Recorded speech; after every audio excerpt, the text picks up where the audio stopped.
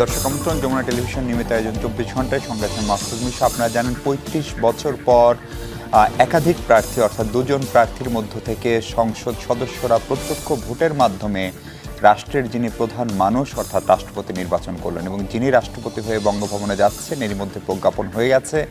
তিনি রাজনীতির পোর খাওয়া মানুষ, তার প্রতি দল মত নির্বিশেষে অনেকের শ্রদ্ধা যেরকম রয়েছে তেমনি নতুন রাষ্ট্রপতির কাছে প্রত্যাশার পারদও সম্ভবত বেশি। যদিও বিদ্যমান কাঠামোতে রাষ্ট্রপতির কতটুকু করার আছে সেই প্রশ্ন তোলার সুযোগ রয়েছে। ফলে জুলাই সনদের আলোকে রাষ্ট্রপতি প্রধানমন্ত্রীর ক্ষমতার ভারসাম্যের যে অঙ্গীকারের কথা বলা আছে সেটি বাস্তবায়িত হচ্ছে কিনা, একই সাথে টানা প্রায় 17 বছর যিনি বিএনপি অর্থাৎ বর্তমান ক্ষমতাসীন দল তার রাজনীতি প্রায় শারীরিকভাবে উপস্থিত থেকে এক হাতে সামলেছেন, তার অনুপস্থিতিতে সরকারে থাকা ক্ষমতাসীন দলের সাংগঠনিক অবস্থার কি হবে সেই প্রশ্ন তুলছেন কেউ কেউ। সেসব নিয়ে কথা বলবো আমরা। কথা বলার জন্য আমার সঙ্গে আছেন বিএনপি দলীয় সংসদ সদস্য নীলুফার চৌধুরী মনি আপা, স্বাগত আপনাকে।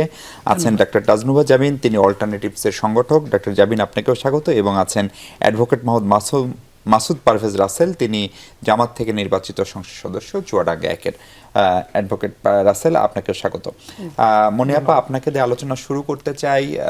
মানে বাংলাদেশের মতো দেশে, বিশেষ করে 90 পরবর্তী বাংলাদেশে রাষ্ট্রপতি যারা হয়েছেন অথবা আপনারা যাদেরকে করেছেন, আপনার মানে রাজনীতিবিদরা বলছি, সেই রাষ্ট্রপতিরা কিছু কিছু কাজ করেন, দণ্ড মওকুফ করেছেন, কেউ জরুরি অবস্থা জারি করেছেন, কাউকে আমরা ক্ষমতাচ্যুত করেছি। ফলে রাষ্ট্রপতি নিয়ে আমাদের রাজনৈতিক সরকারগুলোর অভিজ্ঞতা খুব সুখকর না, খুব একটা। সেই জায়গায় একদম পোর খাওয়া রাজনীতিবিদ রাষ্ট্রপতি আমরা যে কজন পেয়েছি, মির্জা ফখরুল তার ভিতরে সম্ভবত একদম শুরুর দিকে থাকা মানুষ। বিশেষ করে বিএনপির একটা সংকটকালীন সময়ে তিনি দলকে ধরে রেখেছিলেন। দলে ওই কথিত সংস্কারপন্থী বলে কোনো কিছুর উদ্ভব সেই সময় হয়নি। সেই সময় দলের তৎকালীন চেয়ারপারসন বেগম খালেদা জিয়া গুরুতর অসুস্থ এবং জেলে। বর্তমান প্রধানমন্ত্রী তিনি বিদেশে, তার বক্তৃতা বিবৃতি প্রচার গণমাধ্যমে নিষিদ্ধ। ফলে এইরকম একটা মানুষের কাছে ইনি যখন রাষ্ট্রপতি হন, মানে বাড়তি প্রত্যাশা সাধারণ মানুষের তৈরি হয়েছে। আপনাদের প্রত্যাশা কি আসলে? ধন্যবাদ আপনাকে, যারা শুনছেন এবং আমার সাথে যারা আছেন সবাইকে শুভেচ্ছা। আমি প্রথমেই আজকে এত সুন্দর একটা দিন, উনি আজকে নিরঙ্কুশ সংখ্যাগরিষ্ঠতা নিয়ে মহামান্য রাষ্ট্রপতি হলেন। এই জন্য আমি মানে ভোটারদের কাছে, আমি নিজেও একজন ভোটার, তারপর কৃতজ্ঞতা যে এমন একজন মানুষ বাংলাদেশের রাষ্ট্রপ্রধান হয়েছেন, রাষ্ট্রপতি হয়েছেন। এটা সত্যি যে তার ত্যাগ, মানে এটা অনেকটা, এটা বলার মতো না। 17 বছর উনি যা করেছেন একটা দলের জন্য, এবং সবচেয়ে যেটা বড়, আমি যেটা কাছে থেকে দেখেছি, দেশনেত্রী বেগম খালেদা জিয়ার সাথে তার যে একটা কেমিস্ট্রি, এই যে বোঝাপড়ার ব্যাপারটা, এটা সত্যি আমাদেরকে অবাক করে দিত এবং সত্যি আমাদেরকে এটা একটা, ধরেন এত সমস্যার মধ্যে এটা একটা মানে স্বস্তির জায়গা, আনন্দের জায়গা ছিল যে তার প্রতি বিশ্বাস, এবং সেই অবিচল বিশ্বাসটাকে উনি বিশ্বাসে রূপান্তরিত করেছেন। অনেক কিছুই হয় রাজনীতি করতে গেলে। এর আগে অনেক মহাসচিবকেও আপনি দেখেছেন, আমরা দেখেছি যে সমস্যায় তৈরি করেছে, স্বস্তি দিতে পারে নাই, কিন্তু উনি কিন্তু তা করেন নাই। উনি চাইলে অনেকটাই ঘোলা করতে পারতেন জল, কি হতো সেটা পরের ব্যাপার, কিন্তু পারতেন অন্যদের মতো, কিন্তু উনি তা করেন না। উনি ওনার বিশ্বস্ততা, উনি ওনার শ্রম, মেধা, মনন সব কিছু এই দলটা উনি দিয়েছেন দলটাকে, এবং সেইখান থেকে দলটাও তাকে সর্বোচ্চ শিখরে, তাকে তার আস্থার ফল দিয়েছেন, এটাই আমি বলবো। এবং এখানে উভয়ের পরিপূরক। কিন্তু বাড়তি কোনো প্রত্যাশা তৈরি, আপা ধরে রাষ্ট্রপতির আমরা ক্ষমতা নাই বলি, কিন্তু আবার রাষ্ট্রপতি যে কখনো কখনো ভীষণ ক্ষমতাবান সেটিও আমরা টের পাই। এখানে দুইটা জিনিস, কখনো কখনো ভীষণ ক্ষমতাবান, তার কাছে যায়, তিনি তার পর্যবেক্ষণ, তার মতামত সেটি তো দিতেই পারেন। সেটা সেইখানে আমরা মনে করি যে উনি যেমন দলকে একসময় সামলেছে, ঠিক তেমনি দেশটাকে সামনে রেখে উনি বলেছেনও তাই, এবং আমরা এটা বিশ্বাসও করি। দেশটাকে সামনে রেখে উনি ওনার নিরপেক্ষতা দিয়ে দেশটাকেও সামলাবেন, এবং এই জায়গাটায় যেটা আব্দুর রহমান বিশ্বাসের সময় হয়েছিল আপনি জানেন, যে যেখান থেকে তুলে এনেছিলেন রেখেছিলেন আরেকটা ডিজাস্টার থেকে, সামরিক কু হওয়ার যতটা পসিবিলিটি ছিল, পরবর্তীতে ঠিক একই জায়গায় কিন্তু পারেন নাই ইয়াজউদ্দিন সাহেব, পারেন নাই আপনার একই জায়গায় এই যে চুপ্পু সাহেব, উনিও পারেন নাই। 2-3টা সরকার চেঞ্জ হয়েছেন, উনি ওনার নীতি চেঞ্জ করেছেন।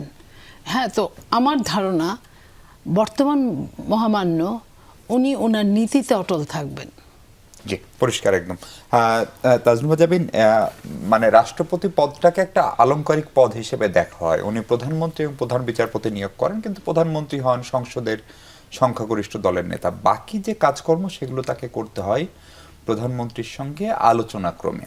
ফলে এই রকম একটা জায়গায় ফখরুল সাহেবের মতো কর্মঠ বিচক্ষণ মানুষ যাওয়া, সেটি বাড়তি প্রত্যাশা যেরকম তৈরি করছে, পাশাপাশি এই প্রশ্ন তোলার সুযোগ আছে কিনা যে একজন সুদক্ষ রাজনীতিবিদকেও বিএনপি কিংবা বাংলাদেশ হারালো আসলে। ধন্যবাদ আপনাকে। আমার মনে হয় এই প্রোগ্রামে এই কথাটা আমি একবার বলেছিলাম। প্রথমেই মির্জা ফখরুল ইসলাম আলমগীরকে অভিনন্দন, কারণ উনি আমার মতে সব পক্ষ থেকে একজন গ্রহণযোগ্য রাজনীতিবিদ। আমি একবার এটাও লিখেছিলাম যে আমাদের একটা প্রজন্মের কাছে আসলে বিএনপি মানে ওনারা, জিয়া পরিবার না, কারণ ওনাদেরকেই আমরা মাঠে যেভাবেই হোক টিকে থাকতে দেখেছি। কিন্তু আলংকারিক যে শব্দটা বললেন, এখানে ফখরুল সাহেবকে আমি কিছু বলছি না, কিন্তু আমাদের যে রাষ্ট্রপতি পদটা, এই পদটা কিন্তু সংবিধান অনুযায়ী, যেহেতু এই সংবিধানে একেবারেই হাত দেওয়া যায় না, সংবিধানের 48(3) অনুচ্ছেদ অনুযায়ী কিন্তু তার আসলে ক্ষমতাকে পুরো নির্বাহীর অধীনে করে দেওয়া হয়েছে এবং প্রধানমন্ত্রীর পরামর্শ ছাড়া কিছু হতে পারবে না। আসলে ব্যক্তিগতভাবে আমার জন্য এবং আমার মতো অনেকে যারা গণ অভ্যুত্থান পরবর্তী রাজনীতিতে নতুন মুখ, বা আমাদের যাদের সোললি আমাদের মানে গণ অভ্যুত্থানের মাধ্যমে রাজনীতিতে আসা, আমাদের জন্য এটা মোটেই সুখের দিন না আজকের দিনটা। কারণ আমরা খুব এখানে ছেলেমেয়ের বিয়ে হচ্ছে না যে ছেলেমেয়ের দুই পক্ষের মধ্যে অনেক অমিল থাকলেও আমরা ভালো কুসুমভাবে ভালো কথা বলবো, এটা আমাদের পক্ষে আসলে একেবারেই সম্ভব না। আজকে সরকারি দল এবং বিরোধী দলের মধ্যে যে ধরনের আমরা অ্যালাইনমেন্ট দেখলাম, বিশেষ করে বিরোধী দলের পক্ষ থেকে তারা যেভাবে এটাকে একটা ঐতিহাসিক মুহূর্ত বলছে, এটা আমাদের জন্য অত্যন্ত হতাশার এবং একটা অশনি সংকেত।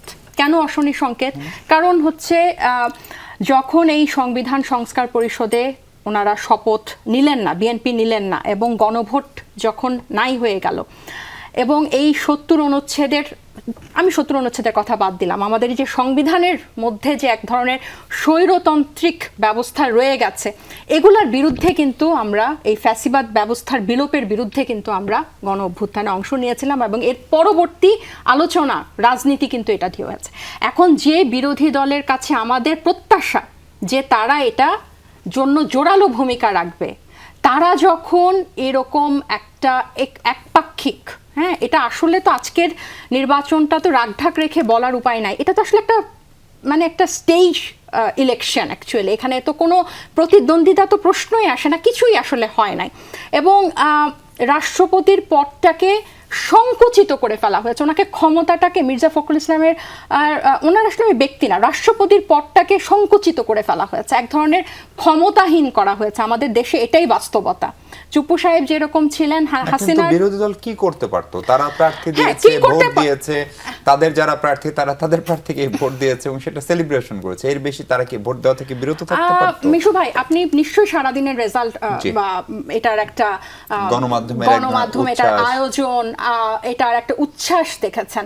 এই উচ্ছ্বাসটা কিন্তু আমাদেরকে ভালো সিগন্যাল দেয় না, এই উচ্ছ্বাসটা আমাদেরকে মোটেই ভালো সিগন্যাল দেয় না। আপনি একটু আগেই বলছিলেন, সালাউদ্দিন সাহেব বলেছে যে এটা দ্বারা প্রমাণ হয়ে গেল যে তারা সংবিধান, হ্যাঁ, তাহলে এটা একটার সাথে কিন্তু ইন্টারলিঙ্ক। আমাদের কাছে, আমি যেটা বলছি যে গণ অভ্যুত্থানের জুলাইয়ের পরবর্তী রাজনীতিতে যে জিনিসটা আমরা, যে সিস্টেম পরিবর্তনের জন্য আমরা সবচেয়ে বেশি জোরালো ভূমিকা আমাদের, বা আমাদের যে রাজনীতির যে জনগণের ম্যান্ডেট নিয়ে আমাদের যে রাজনীতির যে দিশা, সেখানে এই দিনটা কিন্তু এই বিরোধী দলের এই আচরণ, আমি আজকে স্পেসিফিক্যালিভাবে বিরোধী দলের সমালোচনা দুপুর থেকেই করছি, এটা কিন্তু খুবই একটা বড় অশনি সংকেত। কেন? কারণ তাহলে ভবিষ্যতে কি? What next? আমি কিন্তু রাষ্ট্রপতির পদ নিয়ে বাংলাদেশের মানে আপনি বাস্তবতায় বলছেন সংবিধান সংস্কারের যে দাবি বা প্রত্যয় ছিল এটা এখন সেটির নাই। আসলে এক ধরনের মৃত্যু ঘটলো। এটা একটা কম্প্রোমাইজে চলে গেল। না, আপনি না। তখন এখানে ডিবেট করতে পারবেন না, কারণ আপনি দেখেন যখন এটার ধারাবাহিকতায় কিন্তু একটা থেকে একটা আসবে। জি, আমি আপনার কাছে- আমি একটু লাইন বলবো। একটা লাইন শেষ করি, যে আপনি যখন শপথ নিলেন, আমরা যখন অন্তর্বর্তী সরকারের শপথ, সেই চুপ্পুর অধীনে শপথ এবং সেটার ধাক্কা এই পর্যন্ত এসেছে, এবং এই নির্বাচনে অংশগ্রহণ, যেই সংবিধানের অধীনে এই নির্বাচনে অংশগ্রহণ, এটা কিন্তু টানতে হবে জি, সামনে। আমি পরিষ্কার এবং আপাতত আমি সেকেন্ড আমি আমি এমপি আমি সাহেবের একটু কাছে যেটা যেতে বলি, হবে। বিরোধী দলের হয়ে এই কথাটা বলছি, যেহেতু কথাটা আসলো। বিরোধী দল যদি না চাইতো ইলেকশনটাই তো হতো না। 35 বছরের যে রেকর্ড, তাহলে আজকের বিরোধী দলকে এই ব্যাপারে অবশ্যই ধন্যবাদ দেওয়ার কথা।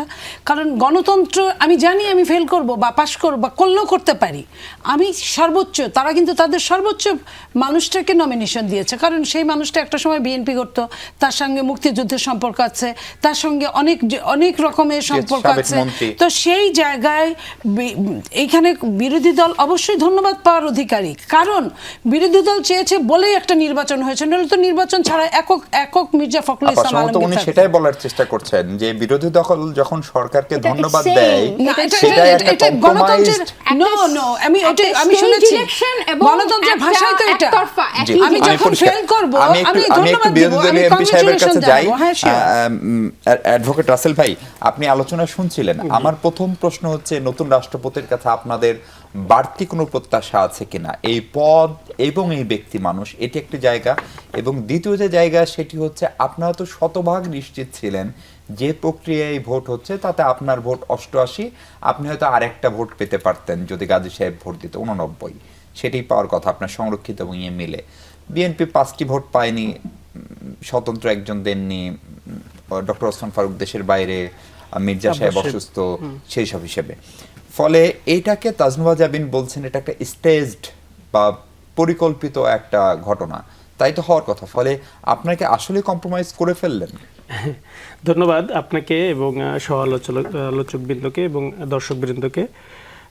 আসলে যে কথাটি বলছেন, আমরা প্রথম থেকেই, যেটা আপনি জেনে থাকবেন, যে রাষ্ট্রপতির, বিশেষ করে যে ফেসিবাদী রাষ্ট্রপতি ছিলেন, সেখানে তাদের বক্তব্য থেকে শুরু করে প্রথম দিন থেকেই আমাদের অবস্থান আমরা জানান দিয়েছি। আমরা ইতিমধ্যে অনেকবার মানে শুরু থেকে ওয়াকআউট করেছি। আমরা আমাদের সংসদে জোরালো এই ব্যাপারে বক্তব্য দিয়েছি, রাজপথে বক্তব্য দিয়েছি, রাজনৈতিক সকল ভাষা ব্যবহার করেছি।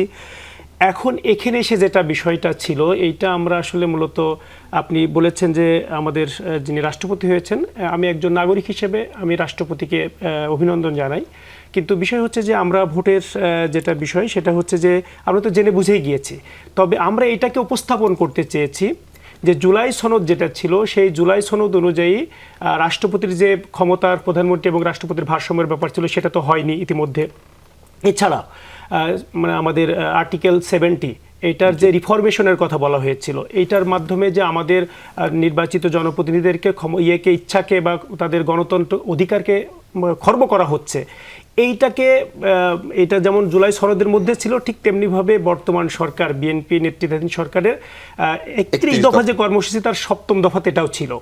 তো সেইটা কিন্তু আমাদের এই ভোটের নির্বাচনের আগেই কিন্তু দেখেছেন আমাদের মাননীয় স্বরাষ্ট্রমন্ত্রী, যিনি সবসময় সংবিধানের ব্যাখ্যা করেন এবং দীর্ঘদিন তিনি সংবিধানের বিষয় নিয়ে অনেক আলোচনা করেছেন বিভিন্ন পার্টির সাথে একসাথে মিলে। তো সেখান থেকে উনি ব্যাক এসেছেন, এসে বিভিন্ন রকমের ব্যাখ্যা দেন। তো এই ব্যাখ্যার ভিতরে উনি আগে বলেছেন যে এর পরের নির্বাচন অবশ্যই এই 70 এটাকে সংশোধন করেই তারপরে হবে। এটা কেন হলো না, এবার কেন হলো না? এইটাকে জাতির সামনে উপস্থাপন করার জন্যই আমরা এই নির্বাচনে অংশগ্রহণ করেছি। যে এই নির্বাচনটা ইতিপূর্বে হয়নি না, কিন্তু তাতে করে কি লাভ হলো? মানে তাতে করে 70 অনুচ্ছেদ পরিবর্তন তো হয়নি। কিন্তু বিষয় হচ্ছে যে আমরা তো অবস্থান, এই যে নির্বাচনের যে অবস্থান আমরা জেনে বুঝেই তো গিয়েছি, সেটা ঠিক আছে, পরিবর্তন হয়নি। কিন্তু আমরা এটা সবাইকে জানানোর চেষ্টা করেছি ব্যাপারটা এরকম যে বিভিন্ন বিষয়গুলো নিয়ে, যেমন সংবিধান সংস্কার, তারপরে আলাদা বিচারক সচিবালয়, তারপরে বিচারক নিয়োগের ক্ষেত্রে, তারপর নির্বাচন কমিশনার নিয়োগের ক্ষেত্রে, টোটাল বিষয়গুলো নিয়ে যে বিষয়গুলো মৌলিক পয়েন্ট ছিল আমাদের সংবিধানের, সেই রিফরমেশনে কিন্তু সরকার যায় নাই। আমরা সেটার ভিতরে গিয়েছিলাম যে সংস্কার পরিষদের বাড়তি কোনো প্রত্যাশা আছে রাষ্ট্রপতি মির্জা ফখরুল ইসলাম আলমগীরের কাছে? এই ব্যাপারে যদি সরকারের সদিচ্ছা না থাকে, আমরা এখন পর্যন্ত যে অবস্থা দেখে এসেছি সরকারের সদিচ্ছার ক্ষেত্রে, সংবিধান রিফরমেশনের ক্ষেত্রে ওনারা সংস্কারের কথা মানে সংবিধান সংশোধনের কথা বলছেন, কিন্তু আমরা যেটা বলেছি সবাই আমরা জানি, রাজনীতি যারা আমরা করি সকলেই জানি আসলে যে সংশোধন আমরা এই পর্যন্ত করেছি সেই সংশোধনের ক্ষেত্রে বিভিন্ন সময় সেই সংশোধন কিন্তু টেকে নাই। কারণ আমরা জানি যে এই সংবিধানের মানে গার্জিয়ান হচ্ছে সুপ্রিম কোর্ট। তো যখন এরকমের কোনো পরিবর্তন আসবে তখন কিন্তু সুপ্রিম কোর্ট আবার সেখানে গিয়ে চেঞ্জ করে ফেলবে। তো আমরা এই রিফরমেশনের কথা বলেছিলাম, সেই রিফরমেশন যখন হয়নি, তো আমরা মনে করি না যে এখন যে বর্তমান অবস্থায় আছে রাষ্ট্রপতি আসলে খুব বেশি কিছু আমাদের দেশের জন্য বা আমাদের জনগণের জন্য খুব বেশি নতুন কিছু দিতে পারবে। রাসেল ভাই, সেটা হচ্ছে যে সংবিধান সংস্কার পরিষদের যে শপথ আপনারা নিয়েছিলেন, আপনারা তো দুটো শপথ নিয়েছেন, আজকে স্বরাষ্ট্রমন্ত্রী সালাউদ্দিন সাহেব ক্যাটাগরিক্যালি বলছে আপনাদের সেই শপথের আসলে এখন আর কোনো বৈধতা বা গ্রহণযোগ্যতা থাকে না, সেটা আসলে বাতিল হয়ে যায়। ফলে তার মানে কি গণপরিষদের যে গণভোটটি হলো সেটিও আসলে আনুষ্ঠানিকভাবে বাতিল হয়ে গেল? কারণ আপনারা বিদ্যমান সংবিধানের মধ্যে থেকে যে প্রশ্ন তাজনুভাও তোলার চেষ্টা করেছেন, ৭০ অনুচ্ছেদ মেনে এই প্রক্রিয়ায় প্রার্থী দিয়ে ভোট দিয়ে সেই ভোটের ফলাফলকে সেলিব্রেট করে সেটাকে তো এক ধরনের স্বীকৃতি দিলেন। তারপরে কি আর আপনি গণভোট নিয়ে, গণভোটের ওই যে ৭০% মানুষের রায় নিয়ে সংবিধান সংশোধনের বদলে আপনারা যে কি বলে সংবিধান সংস্কারের কথা বলেন, সেটা বলার আর কোন নৈতিক জায়গা আপনাদের থাকলো? এটার সাথে আপনি যদি বলেন তাহলে প্রথম থেকেই যদি বলি যে আমাদের যেটা বিষয় ছিল, আমাদেরকে প্রস্তাব দেওয়া হয়েছিল যে আমাদের সংস্কারের মধ্যে এটাও ছিল যে যেখানে স্পিকার হবেন ডেপুটি স্পিকার বিরোধী দল থেকে হবেন, এই ব্যাপারে আমাদেরকে প্রস্তাব দেওয়া হয়েছিল। আমরা সেটা যাই নাই, কিন্তু সেখানেও কিন্তু বলা হয়েছিল যে এটা যখন ওনারা মানছেন না, ওনারা সংস্কার মানেন না, জাতীয় কি বলে যে আমাদের যে জুলাই সনদ আছে সেটাকে আমরা মানছি না, আমরা অস্বীকার করছি, আমরা ওই শপথকে অস্বীকার করছি, বিষয়টা এমন ছিল। এবং এই শপথের যে বিষয়টা ছিল এটার কিন্তু বক্তব্যটাই ছিল এই সংস্কারের বিষয় 180 দিনের মধ্যে এটার কার্যকর করতে হবে। এটা ইতিমধ্যে অতিবাহিত হয়েছে এবং সেইটা আমরা যেখানে শপথ নেওয়ার কথা ছিল, আপনি জেনে থাকবেন যে প্রথম 30 দিনের মধ্যে এটার একটা মানে আহ্বান করতে হবে এবং সেটা আলোচনা হবে, কিন্তু লাস্টে গিয়ে একদম 28 দিনের মাথায় সংবিধান আমাদের প্রথম অধিবেশন আহ্বান করা হয়েছিল। সেখান থেকেই আমাদেরকে কিন্তু এই যে সংস্কার, এই যে জুলাই সনদ এবং এই সংস্কার পরিষদ, এইটাকে কিভাবে পাশ কাটানো যায় এটা আগেই বলেছি, সরকারের সদিচ্ছার অভাবের কারণে এটা বারবার পিছিয়ে যাচ্ছে। এইটার সাথে এটাকে তো ওনারা স্বীকারই করেন না, ওইটার সাথে এখন এটা এসে বলে তো কোনোই হয় না। আমরা তো এখনো গণভোটের ব্যাপারে আছি, এখনো আমরা মানে গণভোটের যে দাবি সেই দাবিতে রাষ্ট্রপতি এবং প্রধানমন্ত্রীর ক্ষমতার যে ভারসাম্য সেটার পরে আছি। এখনো আমরা বিচারক নিয়োগের ক্ষেত্রে এবং বিচারালয়ের আলাদা সচিবালয়ের জন্য, তারপরে দুর্নীতি দমন কমিশনের কিভাবে গঠিত হবে সেটাও কিন্তু লেখা আছে সবগুলো, কিন্তু সেটার একটাও কিন্তু এখানে প্রতিপালিত হয় নাই। এই বেসিক বিষয়গুলো সবগুলোই পাশ কাটিয়ে যাওয়া হয়েছে, শুধুমাত্র কিছু অধ্যাদেশ ছিল যে অধ্যাদেশগুলো রেগুলার অধ্যাদেশ কার্যক্রমের, সেগুলোই কিন্তু অনুমোদিত হয়েছিল বিগত প্রথম অধিবেশনে, আপনি জেনে থাকবেন। তো সব মিলাই এইটা থেকে আমরা ব্যাক চলে এসেছি। এইটার কারণে এটা আসলে যেটা আমাদের সালাউদ্দিন ভাই বিভিন্ন সময় বিভিন্ন ব্যাখ্যা দেন, তো এটা ওনার একটা নিজস্ব ব্যাখ্যা। কিন্তু আপনি যেগুলো বললেন যে যেগুলো হয় নাই, যেগুলো নিয়ে আপনাদের অসন্তোষ, তারপরেও যখন আপনি এই প্রক্রিয়াটাকে ভ্যালিডেট করেন, বৈধতা দেন, সেলিব্রেশন করেন, তখন সেটাকে যারা আপনার বিরোধী পক্ষ তারা যদি সেটাকে এক ধরনের সমঝোতা বলে, সেটির পাল্টা যুক্তি কি দেবেন? আমরা তো এইটা যদি বাংলাদেশে 35 বছর পরে আজকে নির্বাচন মানে রাষ্ট্রপতি নির্বাচিত হয়েছে, বিষয়টা এমন নির্বাচন হয়েছে, আমরা তো জানি যে আমরা এখানে অংশগ্রহণ করলে পারবো না, তারপরও করছি কেন? যে এটা জাতির কাছে উপস্থাপন করার জন্য। আমরা তো দেখেছি মানে কি বলা যায় যে একটি দলের পক্ষ থেকে মনোনয়ন যাকে দেওয়া হয়েছে সেভাবে হয়ে গেছে, এটা আমরা না গেলেও তো হয়েই যেত, বিষয়টা এমন ছিল। এটা আলাদাই যে নির্বাচনের বলেন সবকিছু তো হয়ে যেত। তো এই যে এই বিষয়টা আমরা অংশগ্রহণ করেছি, আমরা মানে এই বিষয়টা যে এই অংশগ্রহণ করাটা যে এক প্রকার সরকারের অর্থর অপচয় হচ্ছে, এই যে ৭০ যে অনুচ্ছেদে এটাকে রিফরমেশন না করার কারণে সেটা উপস্থাপন করার জন্য এটা আমাদের একটা মানে প্রতিবাদ ছিল, এটা প্রতিবাদ ছিল, এটা একটা এই অংশগ্রহণটাও যে আমরা তো সকল ক্ষেত্রে এই প্রতিবাদ তো সকল জায়গায় করছি, কিন্তু আপনি জানেন যে 2/3 মেজরিটির হচ্ছে বর্তমান সরকার। আমাদের সকল প্রতিবাদ সকল বিষয়ে আমাদের না হাতে সবকিছু উল্টিয়ে যায়, বিষয়টা এমন। তো সেই ক্ষেত্রে মানে আপনারা ইতিবাচক ভাবে প্রতিবাদের চেষ্টা করেছেন সবকিছুতে, এটাও আমাদের এটা প্রতিবাদের একটা অংশ ছিল। এই নির্বাচনে অংশগ্রহণ করা। মনে আপা আপনি কি বলবেন? সালাউদ্দিন সাহেবের যে ব্যাখ্যা সেটি হচ্ছে যেহেতু বিদ্যমান সংবিধান মেনে 70 অনুচ্ছেদ বহাল রেখে এই রাষ্ট্রপতি নির্বাচনে বিরোধী দলীয় জোট কেবল অংশ নেয়নি, তারা প্রার্থী দিয়েছে, সক্রিয় ছিল, সেটার উদযাপন করেছে, রাষ্ট্রপতিকে অভিনন্দন জানিয়েছেন সমাজ সবার আগে। ফলে সব মিলিয়ে তো আসলে তাহলে তার ওই সংবিধান সংস্কারের যে ধারা বা যে কথা জামাত ইসলাম এবং এনসিপি সহ বিরোধী দল বলে, সেটির কি আর কোনো অস্তিত্ব থাকলো, অথবা গণভোটের কি আর কোনো উপযোগিতা থাকলো এই সংসদে আপা? দেখেন, গণভোটের উপযোগিতা আগেই নাই, এটা আমরা বলেছি। এটার সাথে এটার কোনো সম্পর্ক না, বরং আজকের দিনটাকে আমি অন্যভাবে দেখতে চাই। এই কারণে বিরোধী দল ভোট দিলেও যা হতো, না দিলেও তাই হতো। বিরোধী দল ক্যান্ডিডেট দিলেও বিরোধী দল জানে যতগুলো ভোট পাওয়ার ততগুলোই ভোট পেত। তারপরেও বিরোধী দল দিয়েছে, ওনারা বলেছেন যে আমরা গণতন্ত্র মানার জন্য এই কাজটা করেছি, গণতন্ত্রকে সম্মান দেখানোর জন্য। তো এই গণতন্ত্রের জন্যই তো এত রক্তক্ষয়ী আন্দোলন, এত যুদ্ধ, এত কিছু, এত এত মানুষের প্রাণ মানে চলে সংসদে যাওয়া। দুইজন প্রার্থী দাঁড়াবেন, আমরা জানবো একজন জিতে যাবে, এটার না, জন্য আপনার ভোট, আপনি তো জানেন আপনি কতগুলো ভোট পেয়েছেন। আপনার 70-এর যেটা 70 অনুচ্ছেদ, সেখানে কিন্তু আপনার বলা আছে যে এটা কিন্তু সবাই মিলে ঠিক করা, আপনার সংস্কার কমিটি, সেখানে কিন্তু বলা আছে অর্থ বিল এবং ভোট এই দুইটা ছাড়া অন্যগুলো চেঞ্জ হবে। আমি আমার দলের আরেকজন এমপি মহোদয়ের সমালোচনা করতে পারবো, আমি ওপেন বক্তব্য দিতে পারবো, এগুলো হবে, শুধু অর্থ বিল এবং এই ভোটটা ছাড়া। তো এটা হলে আমি তো বলতেই পারি আমি কত ভোটের অধিকারী, আমি বলতে পারি না আমার কোনো সমস্যা হলে। যে 70 অনুচ্ছেদ সালাউদ্দিন সাহেব স্বরাষ্ট্রমন্ত্রী তিনি বলছেন যে পরবর্তী নির্বাচন, রাষ্ট্রপতি নির্বাচন এর আগেই 70 অনুচ্ছেদ সংশোধন করা হবে।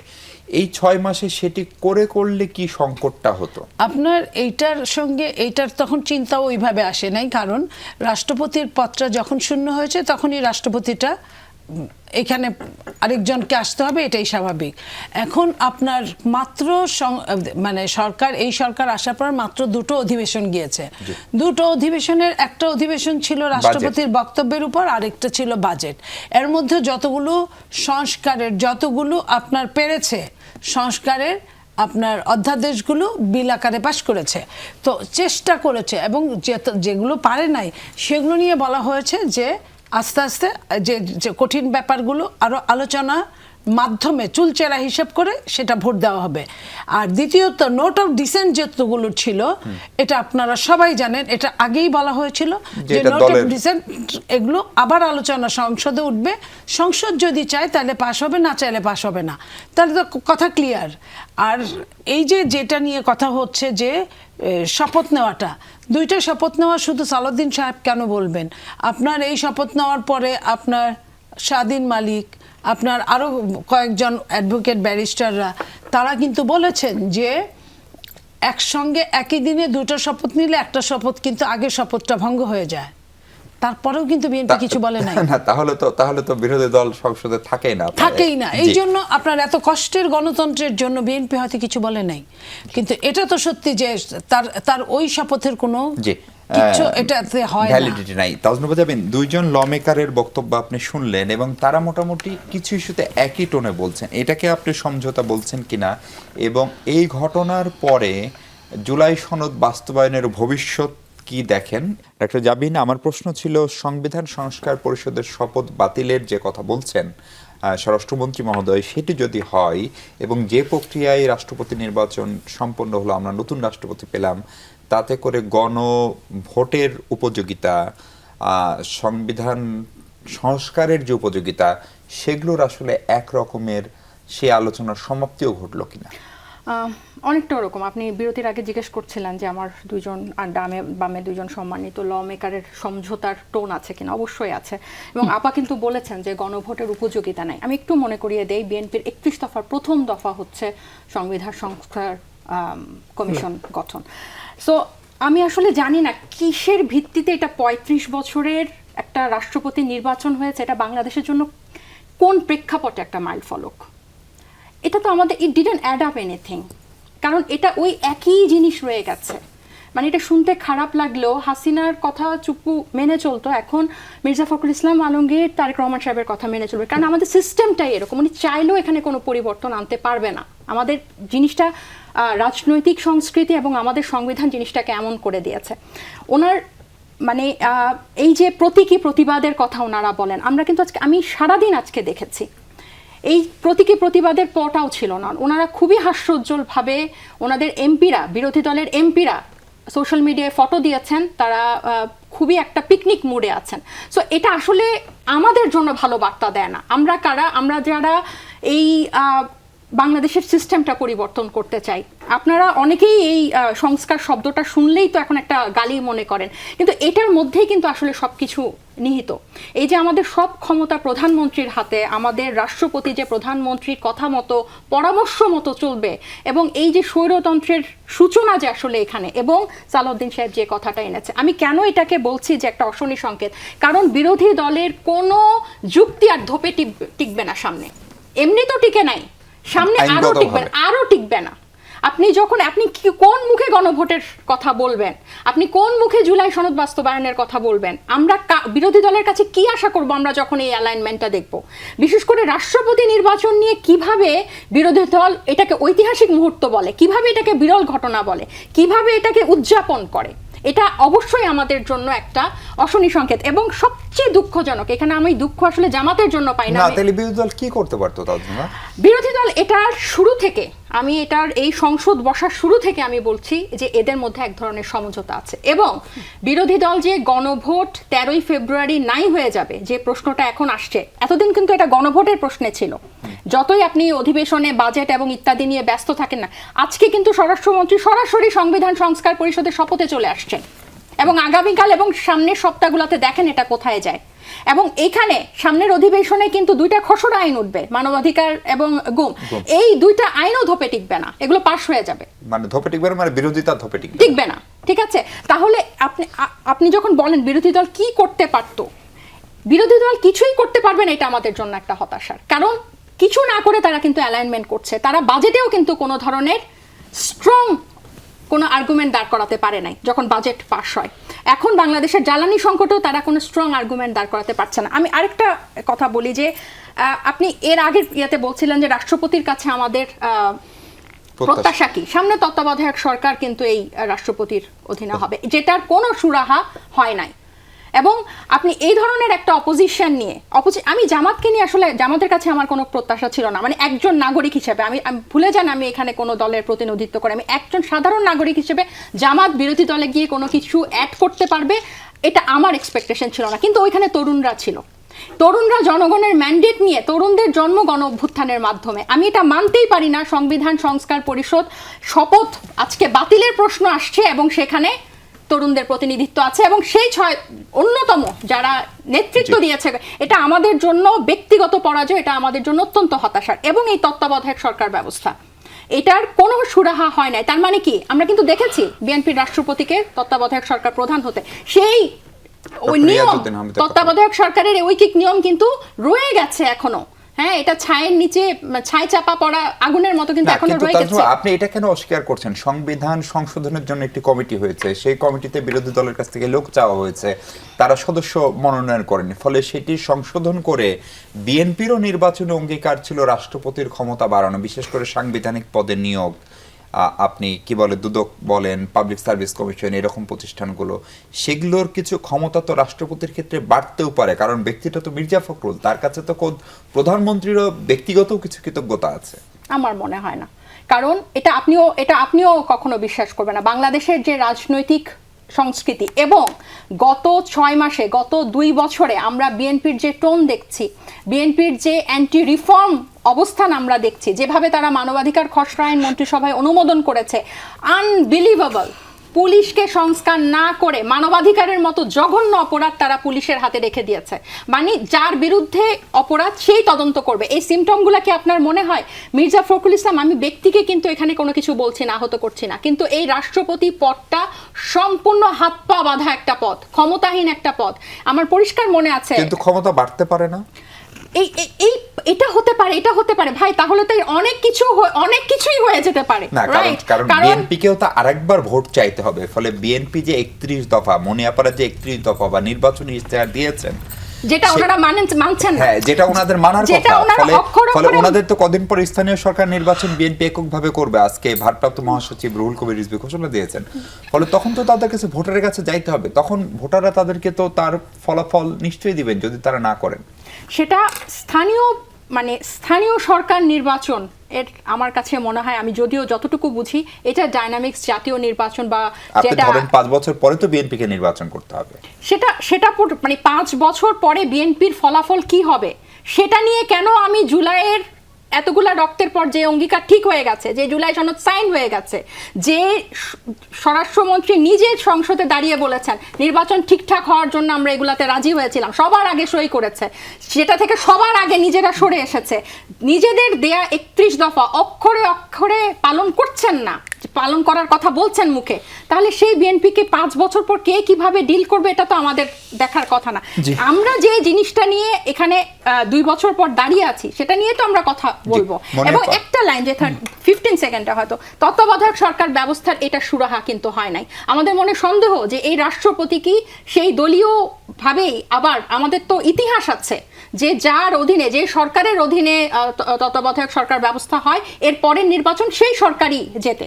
তাহলে এতগুলা জীবনের পর, এতগুলা অধ্যায়ের পর, এত বড় একটা বাংলাদেশের ইতিহাসের পর আবার আমরা এমনি আগের জায়গায় ফিরে যাচ্ছি তাহলে, এবং যেখানে বিরোধী দল কোনো কার্যকর ভূমিকা রাখতে পারবে না।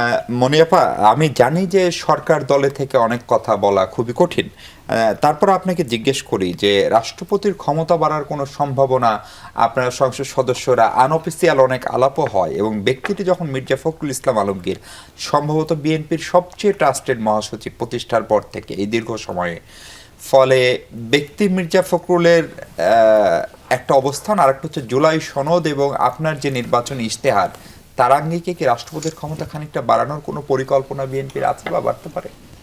দেখেন, এটা বলার আগে আমি একটু তাজনুবার একটা কথা বলি। এই যে তাজনুবা এত কথা বললেন গণরায় নিয়ে, তাজনুবা যে দল করতেন সেই দলের তারা গণরায়ের সিগনেচারটা কবে করেছিলেন? তাদের ব্রোনচাইল ছিল এই গণভোট। এই গণভোটটা ব্রোনচাইল ছিল, তারা ইলেকশনের পরে, নির্বাচনের পরে, যখন কিনা এটা বানচাল হয়ে যাওয়ার পথে শুরু হয়েছে, তখন তারা সিগনেচার করেছেন। তো আমি ইতিহাস কাউকেই ক্ষমা করে না, প্রত্যেকটা মানুষ তার সাক্ষী রেখে যায়। তারা নিজেরা যেখানে একমত হতে পারেন না, তারা নিজেরা যেখানে আপনার ডাবল স্ট্যান্ডার্ড রোল প্লে করে, সেখানে অন্যকে এই ধরনের কথা তার ওই সততার জায়গা থেকে করতে পারে না। এখন আপনি যে কথাটা বলছেন, কোনটা? যে রাষ্ট্রপতির ক্ষমতা বাড়ার কোনো সম্ভাবনা আপনারা দেখেন কিনা? কারণ এটা আপনার নির্বাচন 2023 সালে আপনাদেরকে নিয়ে বিএনপি 31 দফা ঘোষণা করেছিলেন। তখন কিন্তু ফ্যাসিস্ট সরকারই ছিল, আন্দোলনের কোনো রেশ বোঝা যায় না যে আন্দোলন হবে 24 হবে, তারও আগে, হ্যাঁ, তো তারও আগে 21 দফা, তারও আগে আপনার 27 দফা দেশনেত্রী বেগম খালেদা জিয়া, তারপরে অনেকগুলো জোটের দল মিলে কিন্তু এই 31 দফা ঘোষণা করেছেন। সেইখানে রাষ্ট্রপতির ক্ষমতা বাড়বে সেই কথাটা বলা আছে। তারপরে নির্বাচনী ইশতেহার আপনি যেটা বলছেন, তো এই কাজগুলা বিএনপি যে কথাটা দেয় সেই কথাটা রাখার চেষ্টা করে। তো সেইখানে বিএনপি, আপনি যেটা এই কিছুক্ষণ আগে যে কথাটা উঠলো যে সবচেয়ে ট্রাস্টেড অনেকেই আমরা করি, আমরা জানি মির্জা ফখরুল ইসলাম আলমগীর বিএনপির পুরখাওয়া, কিন্তু এটাও তো সত্যি যে এই যে কথাটা আসলো যে রাষ্ট্রপতিকে দিয়ে আমরা ইলেকশন করিয়েছি, রাষ্ট্রপতিকে দিয়ে তো ইলেকশন করানোর কথা ছিল না। যাদেরকে সেই দিন তত্ত্বাবধায়ক করা হয়েছিল তারা অনেকেই ষড়যন্ত্রকারী ছিল এবং তারা নিজেরা বিব্রত বলিয়া তারা পদত্যাগ করিয়াছিল। সেইখানে কি করার ছিল? এখানে তো রুলস অ্যান্ড রেগুলেশনে তাই বলে যে কেউ যদি না থাকে, হাতে সময় খুবই কম, নতুন করে করার মতো কোনো অপশন ছিল না, তার মানে কি বলা হয় যে তাহলে রাষ্ট্রপতি হওয়ার আগে তো তারা পদত্যাগ করেন নাই। প্রয়াত আকবর আলী খান, সুলতানা কামাল, হাসান মাসুদ চৌধুরী, আপনি তাদের শফি সাফি, এই চারজন পদত্যাগ করেছিলেন। তখন প্রফেসর রিয়াজউদ্দিন আহমেদ তিনি রাষ্ট্রপতি এবং তত্ত্বাবধায়ক সরকারের প্রধান হলেন। তো এখানে তার কোনো অপশন ছিল না যে যখন পদত্যাগ করে এতগুলো উপদেষ্টা, তো এই কারণেই তো রাষ্ট্রপতি তো শেষ আশ্রয়স্থল হিসেবে একটা রাষ্ট্রপতিকে রাখা হয়। তো সম্পূর্ণ ইতিহাসটা পড়ে তারপরেই তো ইতিহাস তার নিয়ে মানে কথা বলতে রাষ্ট্রপতির হয়। ক্ষমতা খানিকটা বাড়তে পারে, বাড়তে পারে, আপনার আশাবাদী? বাড়তে পারে মানে বাড়ার সম্ভাবনা 95%। যদি রাষ্ট্রে কোনো সমস্যা না হয় রাষ্ট্রপতির ক্ষমতা বাড়বে, এটাই স্বাভাবিক। জি জি, তাই যদি হয় তাহলে অ্যাডভোকেট মাকসুদ পারভেজ, তাহলে তো এটি ভালো একটা লক্ষণ। কারণ মনিয়াপা বলছেন বিএনপির নির্বাচন অঙ্গীকারে আছে, জুলাই সনদে আছে, তাহলে রাষ্ট্রপতির ক্ষমতা বাড়বে না অথবা রাষ্ট্রপতি কিছুই করতে পারবেন না, সেই রকম সমীকরণে বা সেই রকম অনুসিদ্ধান্তে এখনই কেন যাচ্ছেন? জি, আপনি যেটা বলছেন এটার সাথে আমরা আগে যেটা বলি, মানে এই পর্যন্ত বিএনপি সরকারের যে বক্তব্য সেটার উপর বলি। মুনিয়াপা যেটা বলেছেন গণভোটের উপযোগিতা আসলে নাই, ওনারা স্বীকার করছেন, কিন্তু এই গণভোটের পক্ষে হার পক্ষে আমাদের মাননীয় প্রধানমন্ত্রী নিজে কিন্তু ভোট চেয়েছেন এবং অসংখ্য এরকম বড় বড় স্টেজে গিয়ে কথা বলেছেন। তো সেই জায়গায় দাঁড়িয়ে আজকে হার পক্ষে সংস্কারের পক্ষে ভোট দিয়েছেন, না হলে তো 70% ভোট কোথায় থেকে আসলো? তো সেই হিসাবে এই 70% প্রায় জনগণের মতামতকে কিন্তু প্রথম থেকেই এক উপেক্ষা করার একটা মানসিকতা আমরা দেখছি এবং এটাকে টানতে টানতে একটা পর্যায়ে লাস্টের দিকে নিয়ে যাওয়া হচ্ছে। কিন্তু সরকারের এই যে সদিচ্ছার যে অভাব, এই সদিচ্ছার যদি অভাব থাকে তাহলে রাষ্ট্রপতির ক্ষমতা বাড়িয়ে বা কমিয়ে খুব বেশি আমরা যে গণতন্ত্রের পথে যেতে চাই, যে জবাবদিহিতামূলক বা সুশাসনের রাষ্ট্র দেখতে চাই, সেটা আসলে খুব বেশি গঠন করা যাবে বলে মনে হয় না। আমাদের তাসনুভা আপা খুব বলছেন আসলে যে বিরোধী দলের আসলে ভূমিকার কথা। তো বিরোধী দলের ভূমিকার কথা আমরা তো যতটুকু বলেছি আমাদের জায়গা থেকে, ওনারা আমাদের অবশ্যই ক্রিটিসিজম করতে পারেন যে আমাদের ভূমিকার ক্ষেত্রে, কিন্তু ইতিপূর্বে বিরোধী দলগুলোর কি ভূমিকা ছিল সংসদে কি ভূমিকা ছিল, এই জাতীয় রিফরমেশনের ক্ষেত্রে, এই জাতীয় পরিবর্তনের ক্ষেত্রে কি ভূমিকা রেখেছেন? প্রিভিয়াস গণতান্ত্রিক যে সরকারগুলো ছিল সেখানে বিরোধী দলের রোল মডেল হিসেবে জাতীয় পার্টিকে ধরছেন? না, জাতীয় পার্টি তো লাস্ট গেছে, তার আগে তো বিএনপি বিরোধী দল ছিল, তার আগে তো আওয়ামী লীগ বিরোধী দল ছিল, তার আগে তো এটা ছিল। তো তাদের ভূমিকা সেই সময় কি ছিল সেগুলো যদি আপনি সামনে নিয়ে আসেন, তো সেই জায়গায় দাঁড়িয়ে আমরা আমাদের জায়গা থেকে, তখন তো জুলাই হয় নাই, কিন্তু সেই জুলাই হয় নাই বিধায় তো শুরু থেকেই আমরা আমাদের বক্তব্যগুলো উপস্থাপন করেছি। এখানে যদি আমরা রাষ্ট্রপতি প্রার্থী না দিতাম, আপনারা জুলাইতে খুবই সক্রিয় ছিলেন, কিন্তু দেয়ালের লেখা মানুষ যে রাষ্ট্র সংস্কারের কথা বলছিল, সেই জুলাইটা আপনি বলেন, সেই জুলাইয়ের সাথে কি বিএনপি নাই? সেই জুলাই আন্দোলনে বিএনপি ছিল না? বিএনপির কর্মীরা ছিল না? রাস্তায় তাদের কর্মীরা জীবন দেয়নি? দিয়েছে তো, সবাই মিলেই তো আমরা জুলাই সংগঠিত করেছি। কিন্তু সেই বিএনপি সেই জায়গা থেকে কেন সরে আসছেন? দায়িত্বটা কি বিএনপির ঘাড়েও নাই? বিএনপিকে এটাকে করে না, নিশ্চিতভাবে বিএনপির ঘাড়ে আছে, কিন্তু জামাতের ঘাড়েও পড়ে না। সেটা তো অবশ্যই আমাদের জায়গা থেকে তো আমরা সেটার ব্যাপারে সর্বোচ্চ এমফ্যাসিস দিয়ে কথা বলার চেষ্টা করছি। এখানে শুধুমাত্র রাষ্ট্রপতিকে প্রার্থী আমরা কেন দিলাম এটা, রাষ্ট্রপতিকে প্রার্থী না দিলে তো বিএনপি যাকে প্রার্থী দিত তাকেই তো হয়তো আমাকে ভোট দিতে হতো অথবা না আমি ভোট দিতাম না। বিষয়টা এমন অ্যারেঞ্জমেন্ট হইতো, আমি যাইতাম না, বিষয়টা এমন ছিল। কি হইতো তাতে এরকম যেটা হয়েছে সেটা তার চেয়ে কি বেশি হয়েছে? তার থেকে বেশি হয়েছে যে আমরা অন্তত এইটাকে উপস্থাপন করতে পেরেছি যে আমরা অন্তত আমাদের পছন্দের একজন প্রার্থীকে ভোট দিতে পেরেছি। আচ্ছা, আমাদের মনোনীত একজন প্রার্থীকে ভোট দিতে পেরেছি, আমরা একটা সিম্বলিক উপস্থাপন করতে পেরেছি, আমরা একজন প্রার্থী দিতে পেরেছি, বিষয়টা এমন। তো এইটার জায়গা থেকে আমরা, আপনি বলছেন রাষ্ট্রপতির ক্ষমতা বাড়লেও খুব বেশি মৌলিক বা গুণগত কোনো পরিবর্তন হবে না। যদি সংবিধানের যে রিফরমেশনের কথা আমরা বলছি, যে সংস্কারের কথা বলছি, সেই সংস্কার যদি না হয়, যেভাবে মানে যে বর্তমান প্রচলিত সংবিধান সংশোধন না হলে সংস্কার কিভাবে হবে? আপনারা তো সংশোধনেই যাচ্ছেন না। সংশোধনের যে প্রসেসগুলো মেনটেন করার কথা ছিল, এবং আমরা প্রথম থেকেই মর্নিং শোজ দ্য ডে আমরা তো বুঝি, তো সেই জায়গায় প্রথম থেকেই যেভাবে আমরা দেখেছি যে মৌলিক বিষয়গুলোর ক্ষেত্রে এই যে মানে গুম কমিশন, এই যে আরো অন্যান্য যে বিষয়গুলো রয়েছে, জুডিশিয়ারি, এইগুলোর যে বেসিক বিষয় ছিল ইন্টারমিডিয়েট সময় যেগুলো নিয়ে আসা হয়েছিল, সেইগুলো যেভাবে আমাদেরকে পাশ করে দেওয়া হলো, মানে যখন আমরা আইন পাশের ক্ষেত্রে গেলাম সেগুলো ল্যাপস করে দেওয়া হলো, সেগুলো মানে আলোচনায় নিয়ে আসলেন না। তখন থেকেই তো আমরা বুঝতে পেরেছি যে সরকারের অবস্থানটা কোথায়, মোটিভটা কোথায়। সেইটার ক্ষেত্রেই পরবর্তীতে সেগুলোকে তারা অতিরিক্ত রিফরমেশন, সেই রিফরমেশনটা কি মানে যেটা তাজনুর বাবা বলেছেন যে আপনার কি বলে যে গুম কমিশনের ক্ষেত্রে, সেখানে পুলিশ গুমের সাথে সাধারণত জড়িত, ইতিপূর্বের যেগুলো কেস আছে আপনি যদি করেন সেই ক্ষেত্রে আইন শৃঙ্খলা বাহিনী সেখানে আবার আপনার তদন্ত করবে। ভাই, আপনাকে আরেকটা প্রশ্ন রেখে বিরতিতে যেতে চাই। আপনি দুর্নীতি দমন কমিশনের যে নিয়োগের ব্যাপারটা, সেটাও কিন্তু ছিল রিফরমেশন হবে যে বিরোধী দল মতামত দিবে, অন্যরা মতামত দেবে, তারপরে সেখান থেকে গিয়ে দুর্নীতি দমন কমিশন হবে। যে অ্যাপয়েন্টমেন্ট করছেন আপনি একজনকে দুর্নীতি দমন কমিশনের প্রধান হিসেবে, আপনার অ্যাপয়েন্টেড ব্যক্তি আপনার বিরুদ্ধে দুর্নীতির কোনো অভিযোগ নিয়ে আসবে? এটা তো আমরা কোনো প্র্যাকটিস দেখি না। আমরা আজকে বিগত সরকার দুর্নীতি করেছে, তার আগে সরকার দুর্নীতি করেছে, এগুলোর সেই বিচার বর্ণনা শুনছি, কিন্তু রানিং সরকার কি দুর্নীতি করছে তার বিবরণ আমি কোথায় পাবো? কে আমাকে দিবে? কে উপস্থাপন করবে? আমি এটা একটা না বিরতি- করতে পারার কারণে আমাদের টাকা যে বিভিন্ন সময় এই যে প্রায় 29 লক্ষ কোটি টাকা যেটা পাচার বিদেশে যেটা। পাচার হয়েছে বলা হচ্ছে, এটা কিন্তু সরকারে থাকা অবস্থায় আমরা জানতে পারি নাই।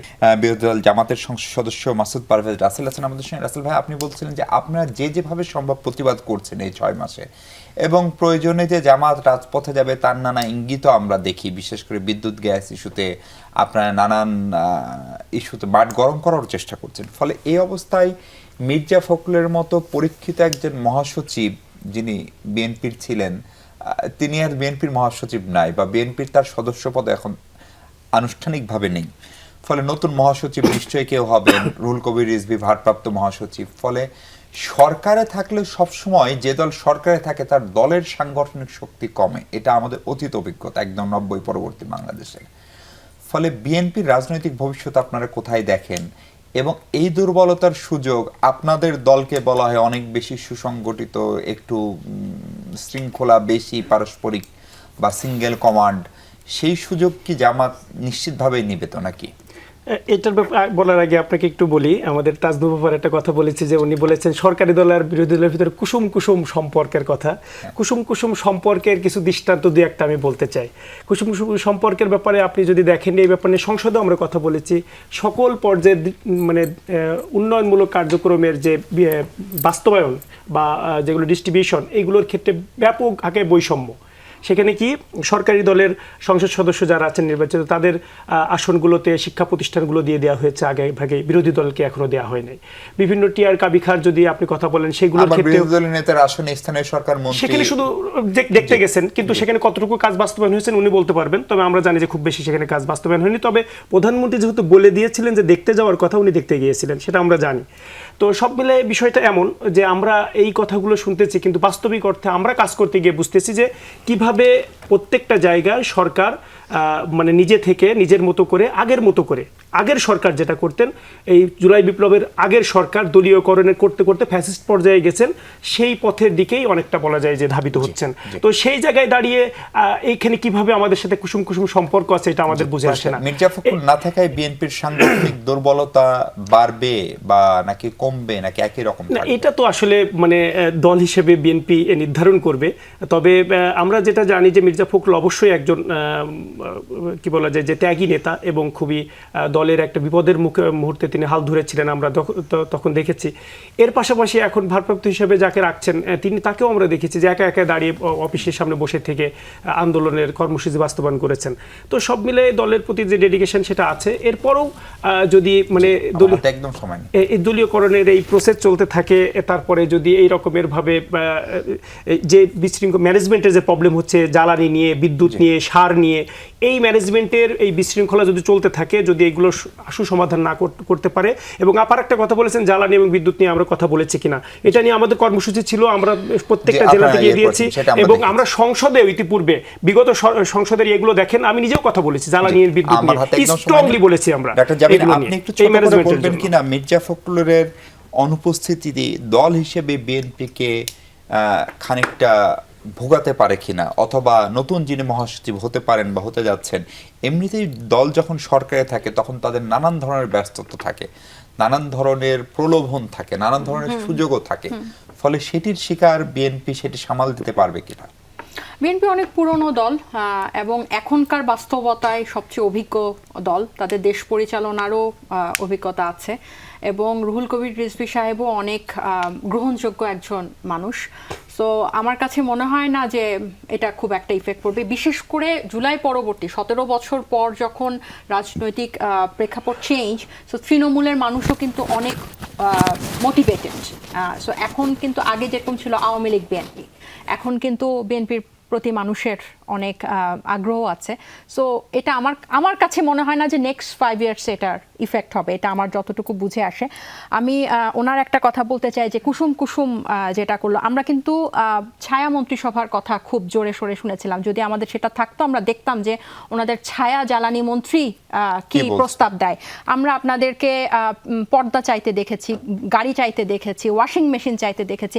আমরা যখন যার বিরুদ্ধে আমরা যুদ্ধ করব, আমাদের জনগণের পক্ষের দাবিগুলো, ওনারা তো কথায় কথায় জনগণের প্রধানমন্ত্রী হচ্ছে ওনাদের নেতা এভাবে বলেন, তাহলে জনগণের দাবিগুলো বিরোধী দল কতটুকু আদায় করছে এটা আমাদের দেখার কিন্তু বিষয় ছিল।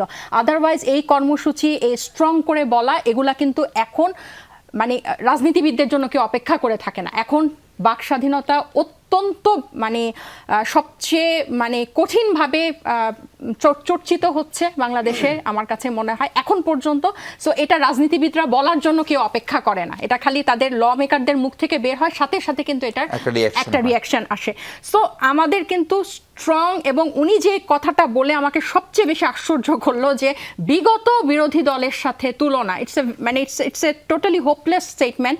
কারণ বিরোধী দল তো ছিলই না, আমরা তো দেখিই নাই। আপনি 91 সালে বিরোধী ওই 91 সাল দিয়ে তো 2091 সালে 91 সালে ফ্যাসিস্টের কথা বলছেন কেন? 2008 সালেও তো ছিল। 91 সাল এবং গত 17 বছরের আগের বিরোধী দল আমাদের এখন এটার মানে এখন পাঠচক্রে কোনো কাজ আসবে না। এখন আমাদের 17 বছর যে আমাদের বিরোধী দল ছিল না, যে গৃহপালিত বিরোধী দল ছিল, এরপর আমরা যে যেমন 17 বছর পর যে সরকার আমরা পেলাম সেটা যেরকম আমাদের জন্য খুবই ইম্পর্টেন্ট, 17 বছর পর আমরা যে বিরোধী দল পেলাম সেটাও খুব ইম্পর্টেন্ট।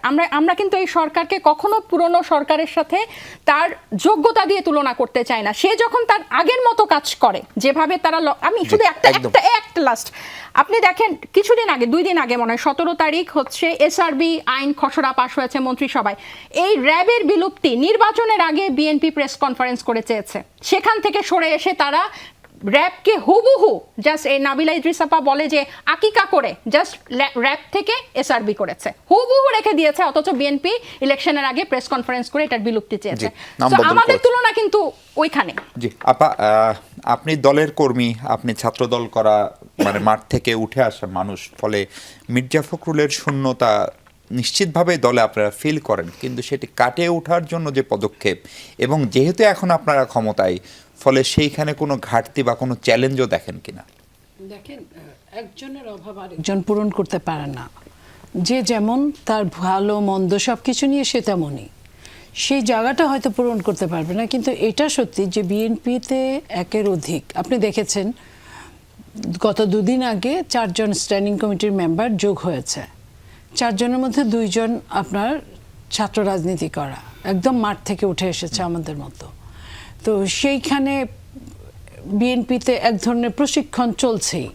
তো আপনার কাজ চলবে, হয়তো ভালো হবে, হয়তো অত ভালো হবে না।